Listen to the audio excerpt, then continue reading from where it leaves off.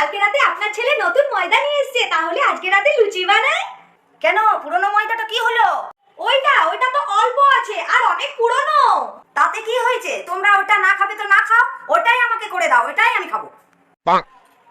ঠিক আছে মা। A few moments later. মা, লুচি রেডি। দাও দাও। কিন্তু আগে বলুন, আপনার আজকে কোনো বারব্রত নেই তো? না না। একাদশী দ্বাদশী? না না, দাও তো। শনি মঙ্গলবার?